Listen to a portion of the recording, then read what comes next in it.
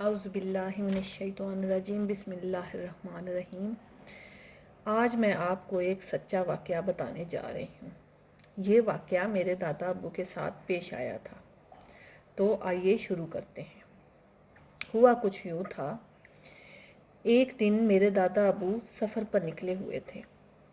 ان کا نام سکندر حیات تھا۔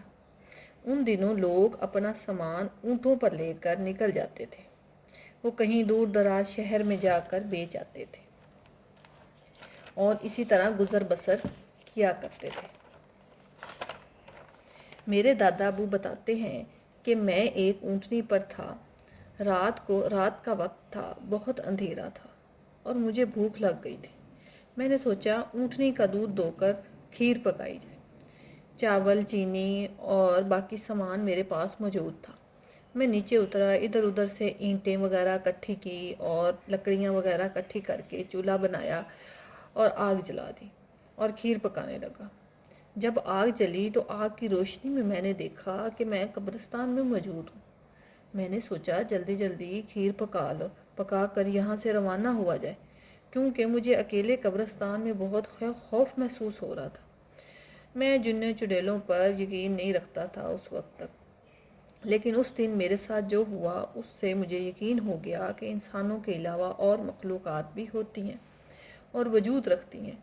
مجھے عجیب عجیب سی آوازیں سنائی دینے لگیں جن کی مجھے سمجھ نہیں آ رہی تھی۔ میں نے سوچا کہ یہ شاید میرا وہم ہے، لیکن جب ایک عورت کی چیخ سنائی دی تو میں ڈر کر ادھر ادھر دیکھنے لگا۔ پھر مجھے کچھ دکھائی نہ دیا، لیکن خوف کی وجہ سے میری ٹانگوں میں جان نہیں تھی۔ مجھے ایسے محسوس ہو رہا تھا کہ میرے آس پاس کوئی ہے، لیکن نظر نہیں آتا تھا۔ میں جلدی جلدی کھیر پکانے میں مشغول ہو گیا کہ اچانک سے میرے کندھے پر جیسے کسی نے ہاتھ رکھ دیا ہو۔ میں پیچھے مڑا اور کیا دیکھتا ہوں کہ ایک عورت کی شکل کی ایک عجیب و غریب قسم کی مخلوق میرے سامنے کھڑی ہے۔ اس مخلوق کا ناک نہیں تھا اور لمبے لمبے بال تھے اور عجیب و غریب دکھائی دیتی تھی۔ میرے وجود سے جیسے جان نکل گئی ہو۔ خوف کے مارے مجھ سے ہلا نہیں جا رہا تھا اور میں یہی سوچ رہا تھا کہ بس میرا آخری وقت آ گیا ہے، کہ اچانک میرے ذہن میں اللہ کا نام آیا اور میں نے سورہ ناس کی تلاوت شروع کر دی۔ وہ مخلوق ایسے ہی پیچھے ہوتی ہوئی میری آنکھوں کے سامنے درخت کے اندر چلی گئی جیسے ہوا کی بنی ہوئی ہو، اور میرے حواس پھر بحال ہوئے۔ میں نے سارا کچھ وہیں چھوڑا اور اونٹنی پر سوار ہو کر وہاں سے بھاگ نکلا۔